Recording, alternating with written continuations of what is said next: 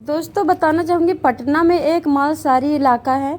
उस इलाके में एक छोटी सी 9 साल की बच्चे का ननिहाल होता है। बच्चे के रिवील नहीं करेंगे फ़ोटो को। और उसके बाद दोस्तों वो बार बार ननिहाल आया करती है अपनी मम्मी के साथ। वहीं पे एक 15 साल का बालक रहता है जो उस बालक को उस ननिहाल आई हुई बच्ची को देखता है और कई प्लान कई बार बनाता है। बताया गया है, जब पुलिस ने पूछताछ की सख्ती से तो बताया ये पिछली बार जनवरी में आई थी और उसके पहले जब ये आई थी तो मेरा प्लान तब का था, बट मौका नहीं मिल पाया और इस वजह से मैंने इसको नहीं उठाया। जब मेरे को मौका मिला तो मैं इसको उठा करके वहाँ पे लेके गया। दोस्तों पटना में नाबालिग है, उसके साथ कुकर्म हुआ है। चॉकलेट दे करके, लालच दे करके, भुट्टे का लालच दे करके बहलाता है, फुसलाता है।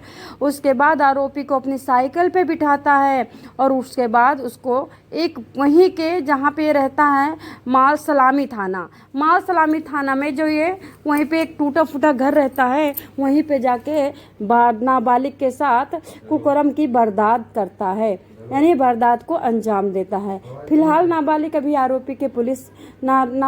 आरोपी पुलिस की गिरफ्त में है। सुधार गृह भेजा गया है।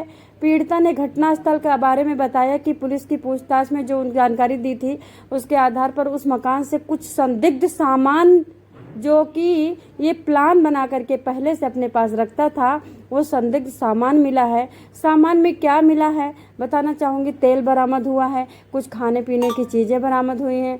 उसके साथ साथ दोस्तों चॉकलेट का बहाना बनाता है, उसको फुसलाता है, उसके साथ खेलने की बातें करता है। 9 साल की नाबालिग ननिहाल के मोहल्ले में खेलने जाती है और वहाँ से उसको उठा लेता है। आरोपी की निगाह बहुत पहले से गंदी निगाह थी, गंदी वाली निगाह थी इस बच्ची पे।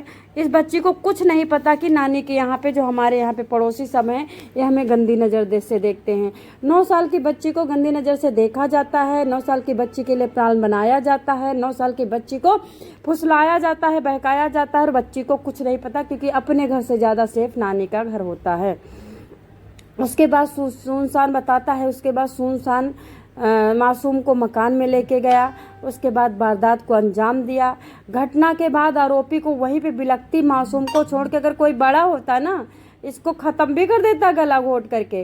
वो तो 15 साल का था, डर गया, भागा वहाँ से। या फिर नहीं, 9 साल की बच्ची छटपटा रही होगी, नहीं हो पाया, या 9 साल की बच्ची ने सारी ताकत लगा दी, नहीं दबाने दिया गला। वैसे उसका डॉक्टरी हुआ है, अभी वो सेफ है, अभी वो हॉस्पिटल में है। उसके साथ जो हुआ है, वहाँ के गाँव के लोग बहुत तेज गुस्से में हैं, चिल्ला रहे हैं, चीख रहे हैं पुलिस को, और उसके बाद कानून को वो कह रहे हैं, उल्टा सीधा कह रहे हैं कि कानून की गलती है। कानून अगर किसी एक को कड़ी से कड़ी सजा दे दे तो दूसरा नहीं करेगा, दूसरा देख करके डर जाएगा।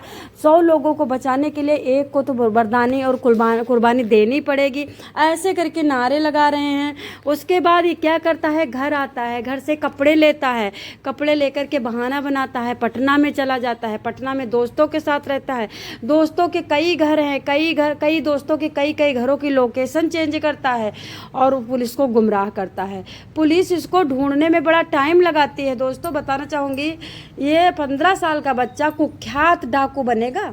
अगर अभी से इस बच्चे को परमानेंट जेल में नहीं डाला गया तो ये बहुत बड़ा बर्बर काम करेगा। ये इसमें कोई संदेह नहीं है कि ये हैवान है, इसमें कोई संदेह नहीं है कि ये कई और नाबालिग के साथ वारदात करेगा।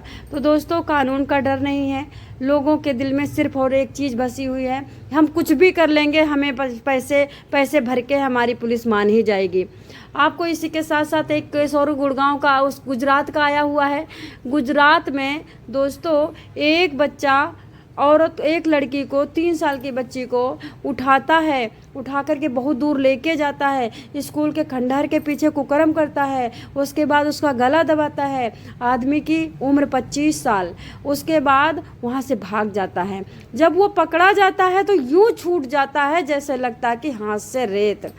क्योंकि आपको बताना चाहूँगी, वहाँ पे ये भी लोग नारेबाजी लगा रहे हैं कि पुलिस ने खुद उसे बताया कि तुम लंगड़ा के चलो, तुम ऐसे एक्टिंग करो, तुम बीमार की एक्टिंग करो, तुम इस तरह से करो हरकत जैसे तुम पागल हो।